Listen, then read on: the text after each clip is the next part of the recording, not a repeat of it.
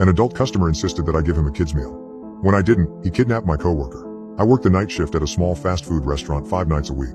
The food joint is open 24 hours a day, 7 days a week, and I just happen to be the unlucky one who has to work the drive-thru from midnight until 8 in the morning. Well, me and 16-year-old Ethan, but he might as well not be there.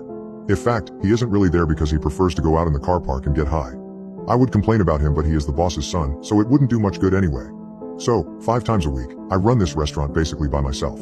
Usually, it's fine. Not many customers come through at that time, apart from a few young people and a few stoners that have the munches. So usually it is an easy shift, except for last night. The events of last night make me want to never work the night shift again. It all started when I arrived at work at midnight, like I always do. I managed to quickly say hello to Ethan before he quickly made his way out to the car park. The joint practically lit as he was walking outside. I then went over to the cooking area, made sure that everything was working properly. Then I made my way over to the drive-thru window, put on my headset and watched the cameras for the first customer to arrive. It was around 12:30 when the first car drove up to the drive-thru speaker and places their order. A large chips and a 12-pack of nuggets.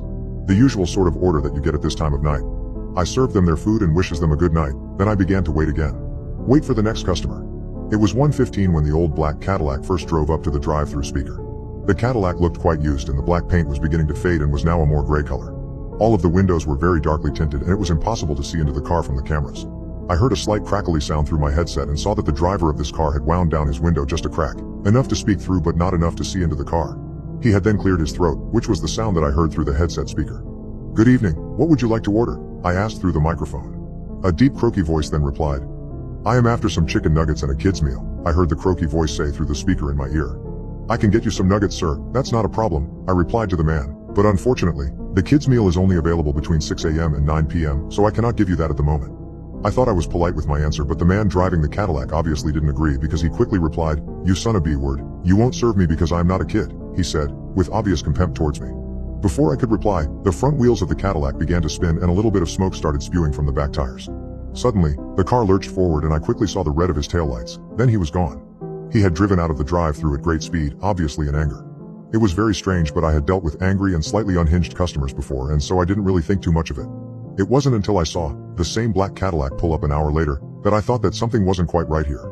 The car slowly made its way up to the drive-thru speaker, its headlights shining brightly into my eyes as it drove.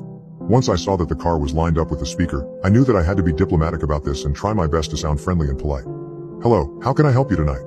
What would you like to order?" I asked in the best customer service voice I could muster. There was silence for a moment and then, through the camera, I saw the driver's side window begin to slide down. Once again, only a small crack, not big enough to see through. Then I heard the same deep and croaky voice speak. "I want to order the kid's meal," the voice said, or rather, it demanded. "I am very sorry, sir, but the kid's meal is not available at this time," I replied, still trying to sound as friendly as possible. "It's because I'm not a child, isn't it? That's why you won't serve me the kid's meal," the voice responded, with a more aggressive tone. "I mean, technically you do have to be under 18 in order to purchase a kid's meal at this restaurant, or you need to be purchasing it for someone under 18, but that is not the issue tonight. It is because you are trying to order—" I was cut off from speaking by the sound of the engine roaring and the tires screeching as the Cadillac suddenly took off in a cloud of smoke coming from the back tires. It was beginning to be a bit more concerning that this man was so desperate for a kid's meal, but at this point, I was still just thinking that he was a difficult customer. The next hour of my shift went like normal. I served a few high school kids who must have just got their license. I then served a group of people who were in the back of a taxi. This was all pretty normal for the late shift at the drive-thru and I thought my night was returning to normal, until I saw 2 bright headlights appear. They were blindingly bright and I had to squint just to see past the beams of light that were penetrating into my eyes. I didn't even really have to squint to know who it was that was driving towards the drive-thru speaker. I knew it was the black Cadillac, once again. The car pulled up next to the speaker, the dark-tinted window rolled down just an inch and then I heard the same voice through my headset. "I have asked you time and time again for a kid's meal and you will not provide. I know it is because you know I am not a kid and so you will not serve me. Well, I guess what, I went and found a kid so now you have to serve me." As soon as I heard the words "found a kid" I began to get incredibly nervous. What did he mean by that? I didn't know how to respond to this. I stood there in the small drive-thru booth for a moment, not knowing what to do or say. Then my headset let out a small crackle and once again, I had the croaky voice. "Would you like to see?" the voice said just before it let out a small, raspy laugh. A laugh that I could tell meant nothing good. It sounded like he wanted to show me and he knew that what he had to show me I wouldn't think. Before I could respond, I heard a loud thud through my headset. It startled me and brought me back to the reality of my situation. My heart began to pump faster and I could feel sweat beginning to form on my forehead. I then noticed the image that was being shown on the screen in front of me. I could see the black Cadillac on the screen and on the passenger side, I could see that there was now someone sitting there. I recognized them instantly. It was Ethan. His head was being pressed up to the black tinting, but you could tell who it was.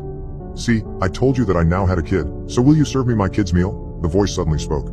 I pulled the headset off of my head and threw it to the ground. I didn't want to hear anymore.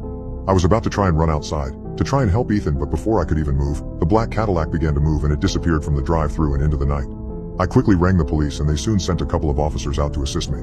I explained everything that had happened, about the black car, about the driver wanting the kid's meal, and of course about Ethan. I described his face being pressed up against the windscreen and how the man had driven off with him still in the car. The police wrote all of this down, and just after I'd finished describing the night's events to one of the officers, the other one suddenly burst into the room into a panic. I don't remember all the details of what happened after that. It all passed by as a blue, but I do remember both officers rushing outside.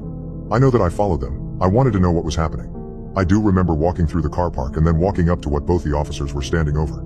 And I definitely remember the sight of Ethan's headless body lying on the ground, a joint still lit in his hand. The rest of the night went past quickly. The police continued to question me and I don't remember much about it. What I do remember though, very vividly, was when I returned home in the early hours of the morning. I walked up to my front porch and saw a box sitting on the front step.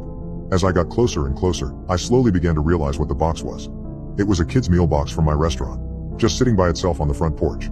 I got closer to it, and when I was close enough to grab it, I very slowly leant down to pick it up. When I began to lift it, I could feel that it was a bit weighty. There was definitely something inside the box.